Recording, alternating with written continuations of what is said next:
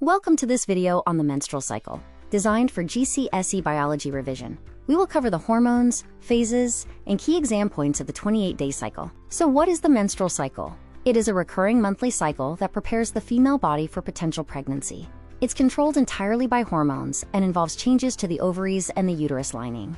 The cycle lasts approximately 28 days and is divided into distinct phases: menstruation, the follicular phase, ovulation, and the luteal phase. 4 key hormones drive these changes. These 4 key hormones are FSH, estrogen, LH, and progesterone.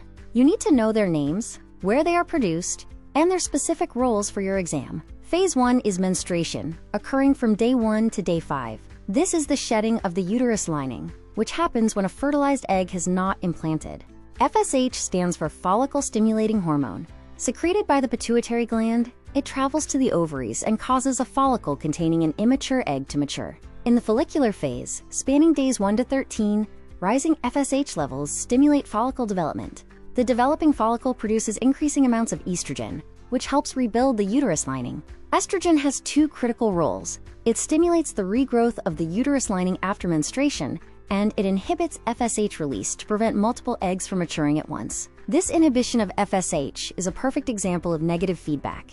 As estrogen levels rise, they signal to the pituitary gland to reduce FSH secretion. Phase 3 is ovulation, which occurs around day 14. A sharp surge in luteinizing hormone triggers the release of a mature egg from the ovary. LH, or luteinizing hormone, is also produced by the pituitary gland. Mid-cycle, LH levels rise sharply, triggering ovulation and causing the empty follicle to become the corpus luteum. The LH surge is a critical moment. High estrogen levels trigger a sudden spike in LH, an example of positive feedback, leading to the rupture of the follicle and egg release. Phase 4 is the luteal phase, covering days 15 to 28. The corpus luteum secretes progesterone, which dominates this second half of the cycle. It is a temporary structure. Progesterone maintains the uterus lining for a potential pregnancy and inhibits both FSH and LH, preventing further ovulation during this phase. By exerting negative feedback on the pituitary gland, progesterone ensures no new follicles are stimulated. This prevents a second ovulation within the same cycle. Hormone concentrations aren't constant. They follow a precise, coordinated pattern over the 28-day cycle. Understanding this timing is essential for interpreting exam graphs. Exam questions often ask you to identify hormones or link peaks to specific events. Use graphs to practice identifying these key patterns. If no fertilization occurs, the corpus luteum degenerates and progesterone levels drop sharply. This leads to the breakdown of the uterus lining and menstruation. The cycle is a continuous, self-renewing process. When progesterone falls, the inhibition on the pituitary gland is lifted, allowing FSH to rise and restart the cycle. Use this summary table to consolidate your knowledge of the 4 hormones: FSH, estrogen, LH, and progesterone, including where they are produced and their main roles. The pituitary gland, located at the base of the brain, is the master gland.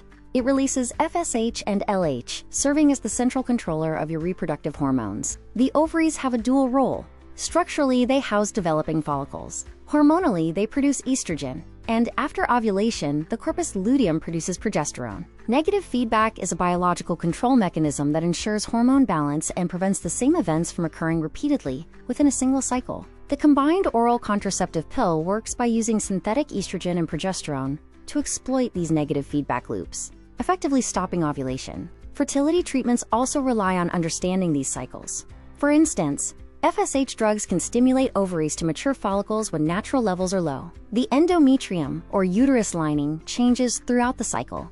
It sheds during menstruation, rebuilds with estrogen, and is maintained by progesterone. When revising, ensure you can define key terms like menstruation, ovulation, the corpus luteum, and negative feedback.